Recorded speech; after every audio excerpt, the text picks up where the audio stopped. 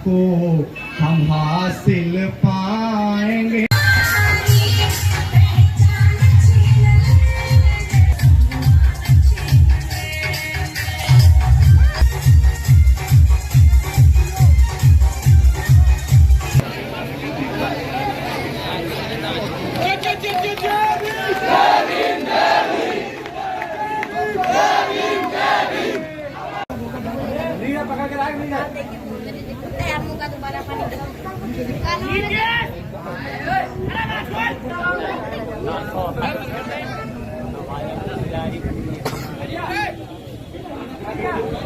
को नमन करते हुए सर्वप्रथम राष्ट्रपिता ज्योतिबा फूले इस देश में शिक्षा की अलग जगाने वाले, पाखंडवाद के धूल विरोधी रहे पेरियार ईवी रामास्वामी नायकर, भारत देश की प्रथम महिला शिक्षिका मां सावित्रीबाई फूले और आरक्षण के जनक छत्रपति साहूजी महाराज, और हमें इस देश में समानता का अधिकार देने वाले नारी के मुक्तिदाता विश्व रत्न भारत रत्न डॉक्टर बाबा साहेब अम्बेडकर और सामाजिक परिवर्तन के सबसे बड़े अगुवा हमारे रहबर मान्यवर कांशीराम साहब, उनके चरणों में नमन करते हुए अपनी बात को शुरू करूंगा। साथियों, जैसा कि आप सभी को पता है कि बीती 23 जुलाई से हमने बाबा साहेब अम्बेडकर की जन्मस्थली मध्य प्रदेश के महू से एक पैदल मार्च का आगाज किया और इस बात को कहते हुए किया कि सोचने से नहीं मिलते हैं तमन्नाओं के शहर, कि सोचने से नहीं मिलते हैं तमन्नाओं के शहर, चलना भी पड़ता है साथियों मंजिल को पाने के लिए, चलना भी पड़ता है मंजिल को पाने के लिए। हमें इस बात का एहसास हो गया, तमाम लोग काफी लंबे समय से इस बात को कह रहे थे कि समाज के नेताओं को एकजुट हो जाना चाहिए, समाज के नेताओं को एकजुट हो जाना चाहिए, समाज के नेताओं को एकजुट हो जाना चाहिए, लेकिन जमीन पे उतर के समाज के नेताओं को किसी ने एकजुट करने का प्रयास नहीं किया। आपके बीच ये नौजवान जो बीती 23 जुलाई से चल रहा है, 1 महीने से ज्यादा हो गया है, क्या अपने समाज को एकजुट करना कोई गलत बात है? मुझे हाथ उठा के बताओ, क्या समाज को एकजुट करने की बात उठाना कोई गलत बात है? क्या अपने नेताओं को एकजुट नहीं होना चाहिए? क्या हमारा ठोकर इलेक्शन नहीं लड़ना चाहिए? आज 2024 का इलेक्शन बहुत नजदीक है। बाबा साहेब अम्बेडकर, पेरियार, साहूजी महाराज और सावित्रीबाई फूले, राष्ट्रपिता ज्योतिबा फूले, इन सबका मूवमेंट खाने के लिए दुश्मन तैयार बैठा या नहीं बैठा है? जिस भारत के संविधान को बचाने की हम लोग मांग करते हैं, क्या वो भारत का संविधान बिखरे हुए लोग बचा सकते हैं? क्या बिखर के आप लोग इस देश की सत्ता पे काबिज हो सकते हैं? और आज बहुत सारे लोग मेरे से नौजवान का हौसला बढ़ाने की जगह उसको तोड़ने का काम कर रहे हैं। कमाल हो गया यार। लेकिन हम तो इस हौसले के साथ घर से निकले हैं कि डॉक्टर अंबेडकर ने कहा था कि मुझे मेरे समाज के पढ़े लिखे लोगों ने धोखा दिया। मान्यवर कांशीराम साहब को समाज के लोगों ने काले झंडे दिखाए और मेरे साथ तो समाज के नौजवानों का इतना बड़ा हुजूम है, क्या मुझे हारने दोगे? क्या मेरे इस मार्च को आप लोग सफल बनाओगे या नहीं बनाओगे? बताओ। ये आपको स्थापित नेताओं को आईना दिखाना पड़ेगा कि आपको एकजुट होना पड़ेगा। नेता कहते हैं ना समाज के बीच आके कि समाज एकजुट नहीं है, समाज एकजुट नहीं है, समाज एकजुट नहीं है। आखिर समाज आपको कब तक एकजुट होकर दिखाएगा? समाज ने कितनी बार हमारे नेताओं को स्थापित किया या नहीं किया? लेकिन अब समाज को आप कब एकजुट होकर दिखाएंगे, ये बता दीजिए। क्या आज हमारे नेताओं को एकजुट नहीं होना चाहिए? 2024 के इलेक्शन में भारतीय जनता पार्टी की सरकार दोबारा ना बन जाए, मनुवादी व्यवस्था की सरकार दोबारा ना बन जाए। जो सरकार आज इस देश में सबसे ज्यादा हिस्सेदारी किसकी है बताओ? संख्या किसकी है? हमारी। और आज मूछे रखने पर अगर हत्याएं किसी की होती तो बताओ किसकी हो रही है? हमारे समाज की। 9 साल के मासूम को महज मटका छूने पे मार दिया जाता है, किसके समाज का था? रात को 2:30 बजे बहन मनीषा वाल्मीकि को बलात्कार कर कूड़े करकट के साथ जला दिया जाता है, किसके समाज की थी? आज भी महाराष्ट्र के नांदेड़ में हमारे रहबर, हमारे मसीहा डॉक्टर बाबा साहेब अम्बेडकर की जयंती मनाने पर चाकुओं से गोद गोद कर उसकी निर्मम हत्या कर दी, बताओ किसके समाज का था? आजादी के 75 साल बाद भी ये मंजर है, बताओ। कितने और केसेस का हम लोग इंतजार करेंगे? दोबारा किसी पहल तर्जी का इंतजार कर रहे हैं कि दोबारा किसी जाति का शोषण का शिकार हुए रोहित वेमुला का हम लोग इंतजार कर रहे हैं। बताओ समाज के कितने नेता आपको गिनाओ, एक से एक कद्दावर। उत्तर प्रदेश जाइए, माननीय बहन जी है समाज की कद्दावर नेता।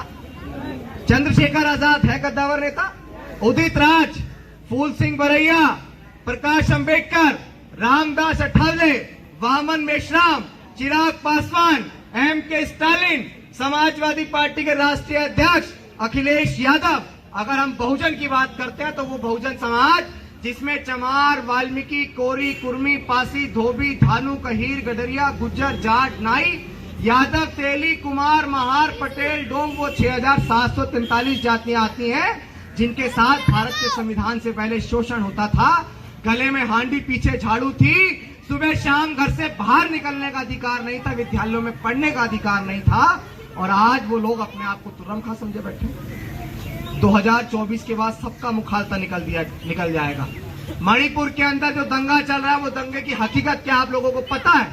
वो दंगा आरक्षण और आरक्षण विरोधियों के बीच की एक लड़ाई है, जो एक ट्रायल मणिपुर के अंदर छेड़ा गया है। और 2024 के इलेक्शन के बाद अगर आप लोग कामयाब नहीं हुए तो वो पिक्चर पूरे देश में रिलीज होगी, और जब आप सब लोग पिटेंगे तब एहसास होगा नेताओं को भी, जो लोग हमारा विरोध कर रहे हैं उनको भी एहसास होगा कि यार अगर अभिषेक के उस आंदोलन का सपोर्ट कर देते, उस बहुजन जागो मार्च का समर्थन कर देते तो आज पिटते नहीं। लेकिन पिटने के बाद और मौका हाथ से निकल जाने के बाद अब पछतावा क्या होए जब चिड़िया चुग गई खेत। तो मौका हाथ से निकल जाने के बाद अगर पछताए तो क्या, ऐसा पछताने का कोई फायदा है? जब हमें पता है कि बिखर के शासक नहीं बन सकते और एकजुट हो जाएंगे तो हम लोग शासक बन जाएंगे, तो क्या एकजुट नहीं हो रहा है?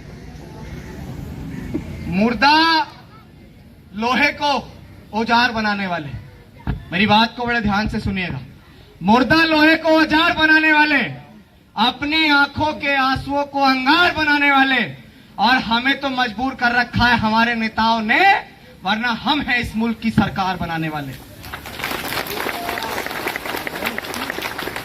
इस देश में सबसे ज्यादा संख्या हमारी होने के बावजूद हमारी सरकार नहीं।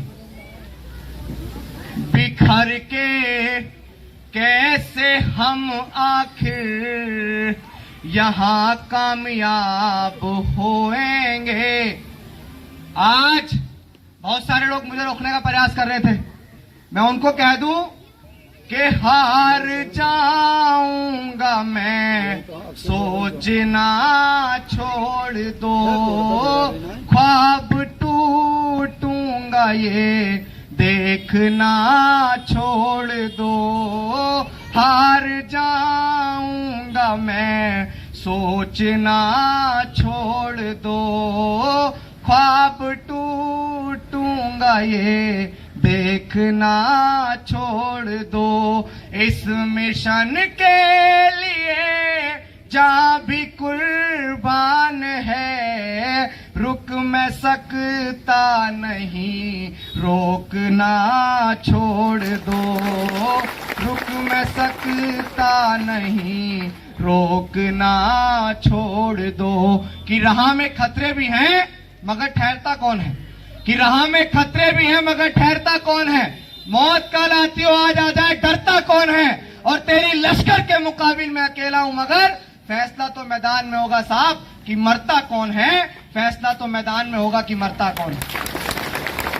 और मैं स्थापित लोगों को यह बताना चाहता हूं कि राह के दरिया का किनारा भी कभी आएगा, कि राह के दरिया का किनारा भी कभी आएगा, और वक्त अगर अभी आपका है तो साहब क्या हुआ, संघर्ष कर रहे हैं ना, वक्त तो कभी हमारा भी आएगा। आएगा या नहीं आएगा वक्त? मथुरा की धरती से बताओ कि हमारे नेताओं को एकजुट होना चाहिए या नहीं होना चाहिए? बोलो, हाथ उठा के बताओ, एकजुट होना चाहिए या नहीं होना चाहिए? हमारे नेताओं को एकजुट होकर 2024 का इलेक्शन लड़ना चाहिए या नहीं लड़ना चाहिए?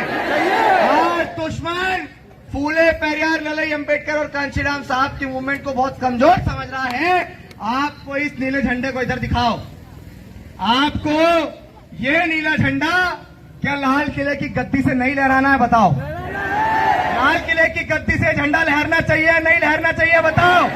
लेकिन क्या बिखर के लाल किले की गद्दी से झंडा लहर जाएगा? नहीं लहरेगा।